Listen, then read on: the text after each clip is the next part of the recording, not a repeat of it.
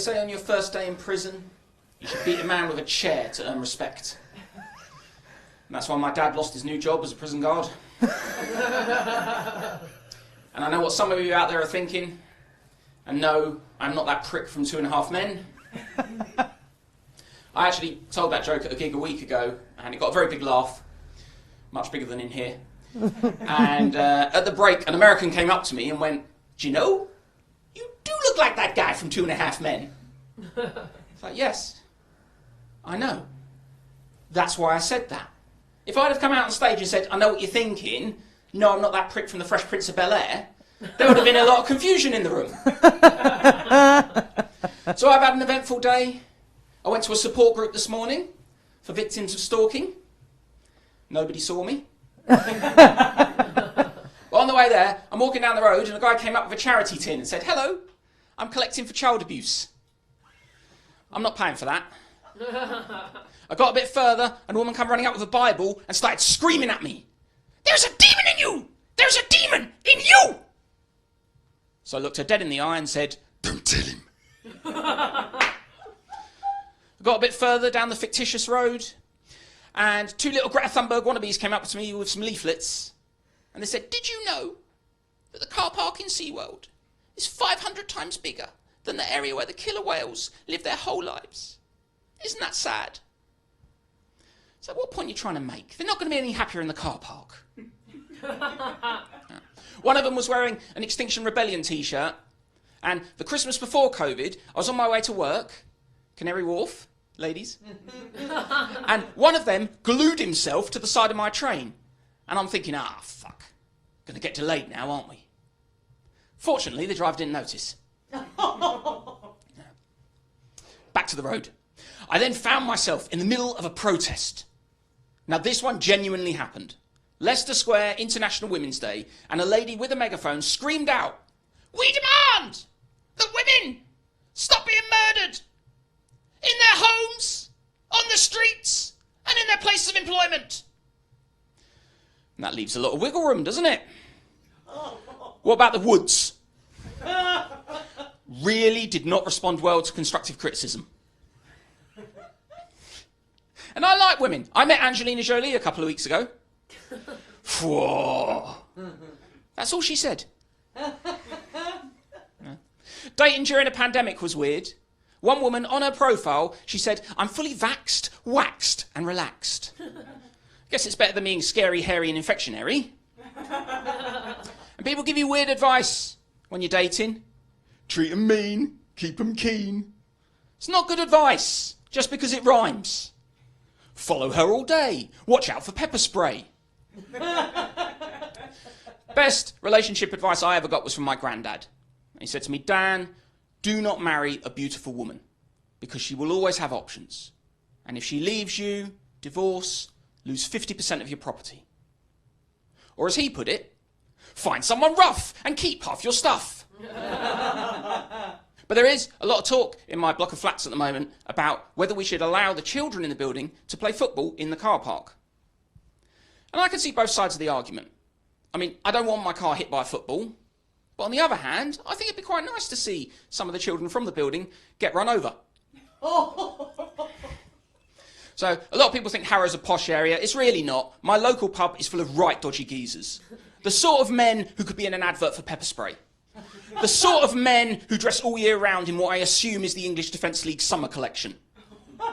Last time I went in, one of them was trying to chat up the barmaid, and he said to her, "I'm going to treat you like a princess." And I'm standing there thinking, oh my God, he's going to kill her in a tunnel. Okay, if you didn't like that one, I will give you the millennial version of that joke. "I'm going to treat you like a princess." And I'm standing there thinking, oh my God, he's going to question how dark her kids are going to be. So I like American football, NFL. They were the first ones in the lockdown, couldn't let the fans in the stadium, so they put out cardboard cutouts and you could upload a picture and they print it on it. And for the first week, it was actually quite nice. Lots of smiling, happy American families. And then the English found out about it. Week 2 is a sea of Fred Wests, Gary Glitters and Prince Andrews. And I swear in the corner there was a little Madeleine McCann one. There is something genuinely wrong with the British sense of humour. We do find pedos funny. Every celebrity from my childhood that's turned out to be a wrong 'un, I've learned about in a meme. I guarantee you tomorrow, if, hypothetically, Jamie Oliver turned out to be a bit of a nonce, within 5 minutes I would get a WhatsApp message. So that's why he was so obsessed with school dinners. Oh. Didn't like 'em chubby. Oh. I'm still waiting for Timmy Mallet to get cancelled. Wrote a song about terrorising a girl in a polka dot bikini. She was afraid to come out of the water. Yeah, I bet she was, Tim. There was an 80s British TV presenter on the beach.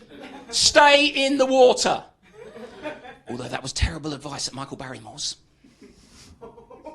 I tell you who the best celebrity that could turn out to be a pedo would be, for comedy reasons. Arnold Schwarzenegger. Oh, if Arnie turned out to be a gigantic wrong 'un, the fun we would have. Who is your daddy and what time is he home? I need your clothes, your boots and your little tricycle. I mean, he was in a movie called Predator. You've just got to Photoshop in Prince Andrew. And it's not our fault, I don't think. The British, our leaders are perverts. A Tory MP got caught watching porn in the Commons. Can you imagine the type of porn that a Tory MP is into? No. I bet the narrative for most of it involves a food bank. And they don't like MILFs. Sorry, Gordy. They like Smilfba. Single mother. I'd love to fuck her benefits. And it's not just the men. Priti Patel, you want to turn her on? You've got to show her pictures of a chain link fence and play the national anthem of Rwanda. I've also heard she's really into rubber. Dinghies, sinking. This is so much better than a Zoom gig. I don't know if any of the comedians in the room tried to entertain people locked in their own homes for months on end. It was more like an anger management workshop. I saw one that came on and he went, knock, knock. And someone shouted back out of the Zoom, F off, we're not opening the door. He followed up with, an Englishman, Irishman and a Scotsman walked into a pub. And another voice shouted back, well, let's live in the same household. They fucking didn't, did they? And I get it. I lost it in the second lockdown. Everyone remember the second one? Oh, yeah.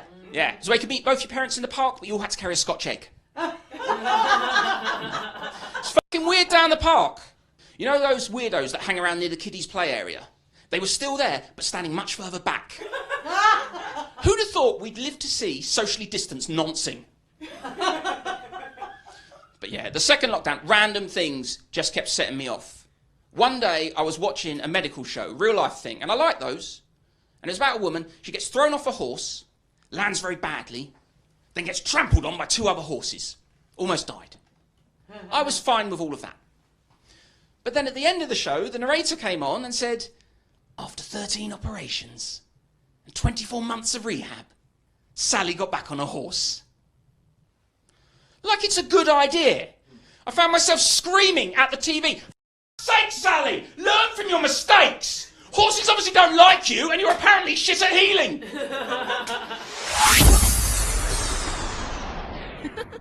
Dan. Gordy.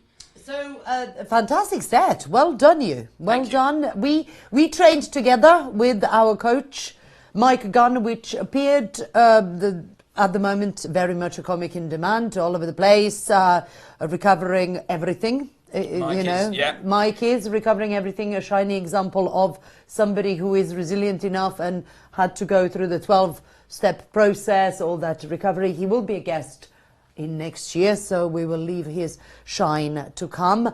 But he did install some bulletproofing in us. You know, training with him was kind of like training like SAS soldiers in comedy, especially heckling. Do you remember heckling workshop? And also he introduced a bit of graphene in the patches where we had holes that he'd put in there.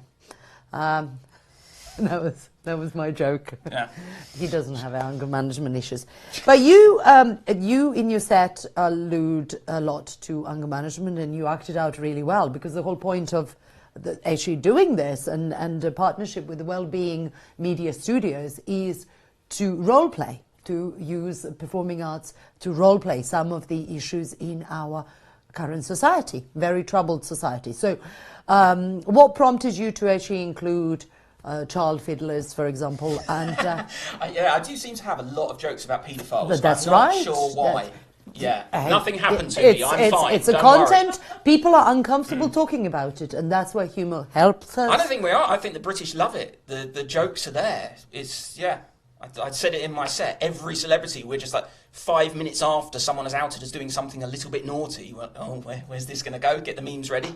Yes. So, so where did you get ideas to include those? Anger management, for example. I mean, quite a big thing in mental health and psychology. And I think a lot of my favourite comedians are angry, grumpy people. Jack D, Rich Hall, people like that. My other favourite comedians are people that tend to terrify the front row. So Terry Alderton, Phil Nichols, they will pick somebody in the front row and embarrass the hell out of them. And that's, to the rest of the room, is hilarious. And I kind of went, okay, let's pick the biggest bloke in the front row. When I first started comedy, pick the biggest bloke in the front row and scream at him very aggressively, but saying nice things. And it got such a good reaction that it became almost my whole set. And I've calmed down a little bit, I think, since then. But... good try. No. Yeah. Yeah. I see right through you. No, but you know, it's good to be, perhaps you haven't demonstrated it in your behaviours. But now, in terms of a personal journey through comedy, just talk us through that. How did you decide? Because you have also a job outside of comedy. Yes, I do not get paid to scream and shout at people, which is such a shame. I'm working on. No, I like most comedians. I had a divorce. Was a little bit heartbroken, and a very good friend of mine is a professional comic and pushed me into doing a course at the Comedy Store, which is where I met you, and that was my first ever comedy experience, was doing that, and I made an amazing circle of friends and thought, this is fantastic, and then COVID happened. So yeah. And then we had to do the Zoom. And then Zoom comedy, which was like SAS soldier training. In some ways, I think it brought out a tougher breed of comedians, the people that started like that. Yes. But they do freak out in front of a live audience now because you can't turn them off mute or, and you have to wear trousers. So. Rather than just stop like that. That was quite funny. Where would you like to see, I mean, if you were to imagine the success, what you see as a success, not what is seen in comedy? This is quite important to distinguish between the two. What is your picture of success? My picture's outside of comedy?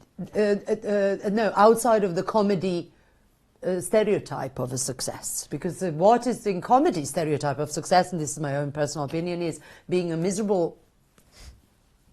I'm not going to use the word, and alone, die alone, but hey, make it to TV.